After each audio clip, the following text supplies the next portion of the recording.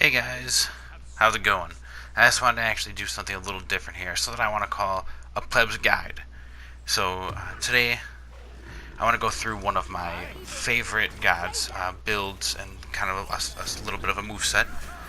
And I just want to tell you why I build this god this way. And today we're going to be talking about Nox. So this is a Plebs guide to Nox. Before I actually get into it, I just want to let you know that if you do like this, or if you want to see more content or anything like that, please like, comment, subscribe. Let me know. Let me know what you want to see, anything like that. Okay. So first of all, I just want to point out I main mages. That's what I love to play. I also like to say I play pretty passively, and that's what I really like about Nox, is that Nox really tends to favor playing passively. I don't think the hyper aggression is necessarily always the option. In my opinion, just sitting back, biding your time, waiting for the best time to strike, that's key. And again, that's why I like Nox. I think that's why I like her the most. Her passive, Flame of the Night, favors this too. So Nox has 4 candles. For each ability she uses, she gets 1 candle lit. Each time you are hit by a god, one of those candles go out. For each candle that is lit, she gets plus 3% power. So basically, sitting back, using your abilities, that's going to really help you in the long run. That's going to favor you. So like I said, playing passively really favors playing Nox. You can get aggressive and still not get hit by things, but that's neither here nor there. The best is to be passive. So her 1 is called Shadow Lock. It's a line skill shot that when it connects, it actually is a root. It's a root and it does damage. They will stay rooted until you are either done channeling it, which is going to be for 2 seconds, until you get too far away, or until you cancel the ability. It's really great for locking down someone, and it's great for team fights. It's also great for if you need to get away from somebody. You can lock them down and you can back up because you can move freely around them. A cool thing to note here is that it isn't affected by CCR or crowd control reduction, so it'll always be a 2-second route no matter what the enemy god is building. Her 2 is called Siphon Darkness, and aka it's the best move ever. It's an AoE silence. It'll last 2 seconds and does damage when it explodes. So after 2 seconds, it basically explodes and does more damage. This is perhaps one of the most useful team fight abilities, in my opinion. It can easily turn the tables of any team fight, but it's also great for self peels as well. Her 3 is called Shadow Step. It's a dash. It's pretty simple. Or is it? It's actually a pretty special ability. Its special passive or special ability part is that if she dashes into an ally, she can actually enter them. She can stay in the ally for up to 8 full seconds, which is huge, or cancel early. Once she leaves, she explodes into the area around her ally. A cool thing you can do with this is actually you can jump into an ally, and then you can actually go up with them. So say if someone has like a global ult, like a Thor or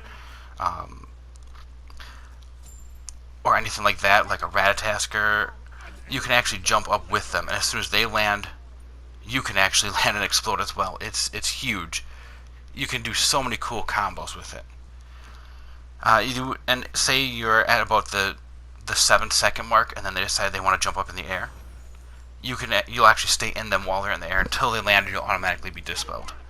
So it's great for strategy if you want to try to figure out stuff that way. So your main combo essentially is going to be you throw your silence down, then you root them, and then what I like to do is rotate around them while they're rooted, and then as soon as your root is done, you dash through them, and then you're no longer dashing towards their back line, you're dashing back towards your line, so that way you're still not in the not in harm's way, essentially. And then I do want to say her ult is perfect for the end of that combo or the beginning of a combo. So her ult is called Night Terror. And this, in my opinion, is one of the most underrated ults in the game. It's a giant ball that you throw. It does a great amount of damage, actually. And when it hits, and it can hit an object or a god. So say you can't quite get the god you're looking for because they're behind a tower, you can hit the wall next to them. It'll still explode. When it does explode, it does a good amount of damage, and they also hit with a dot. It does damage over time, and it also comes with a debuff. So anyone hit receives damage. Receives damage reduction of 40% for 5 seconds. It's great for the beginning, middle, or end of a team fight. It also grants CC immunity when you throw it, so keep that in mind.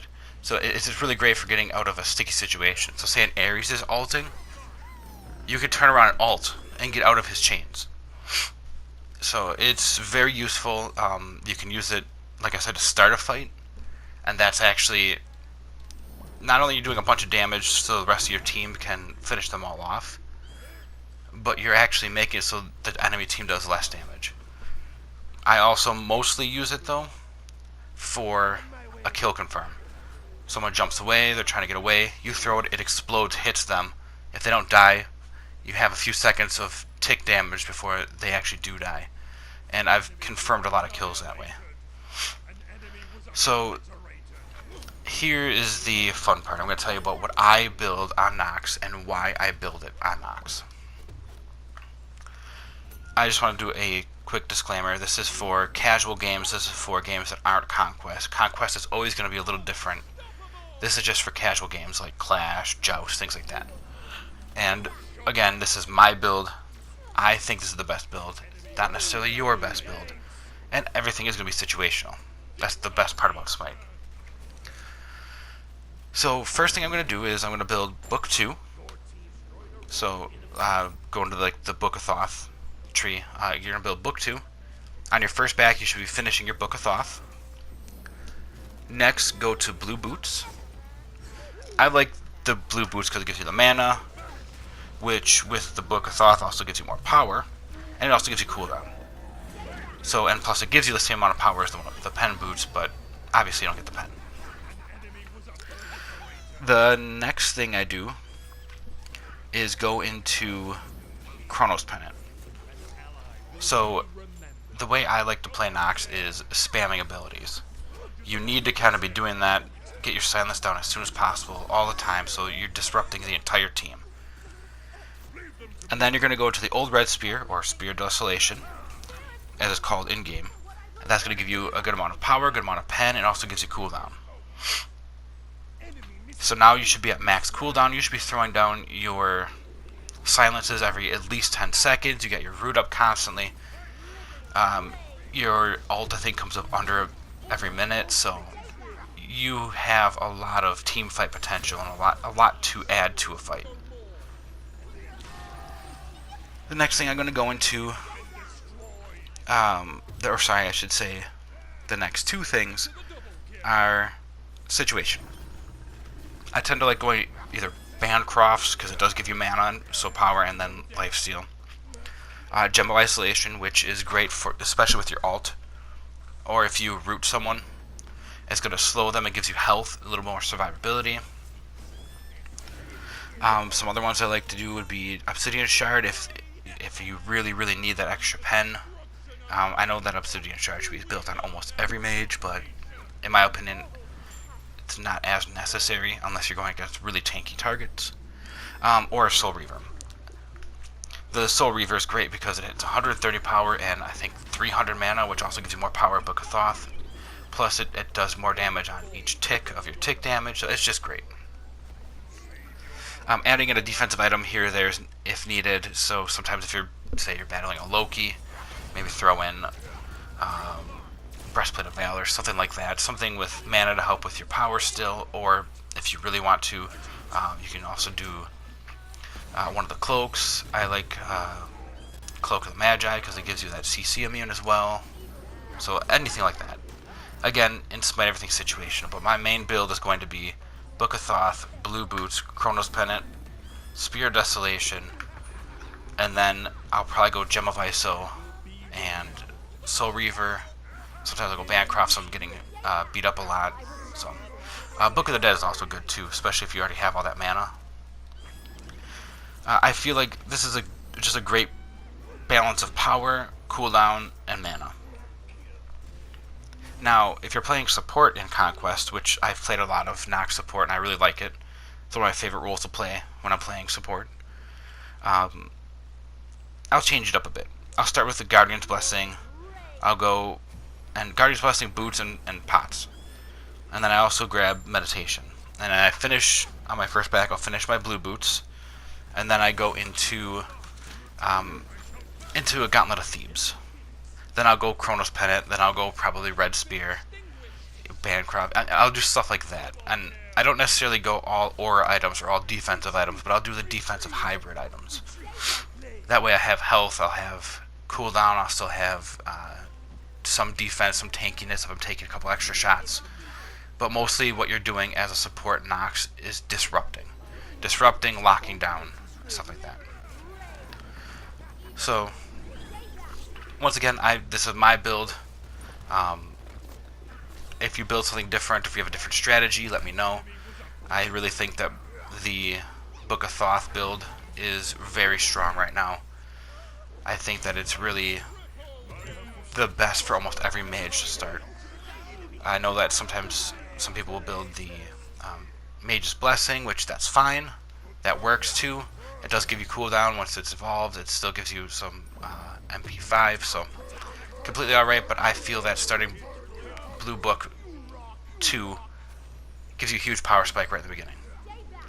So let me know what you think of this build. Let me know what you would change. Let me know if you want to do if you would do anything different. If you like my build, if you've tried it and you like it and it's worked for you, let me know. Like, comment, subscribe. Tell me what you would like to see in the future. I think we're going to try to do more of these guides. Just because I like playing these mages and I play them, in my opinion, I play them fairly well.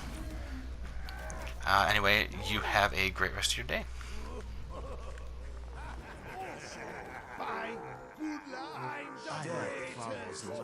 They're my biggest fan, literally.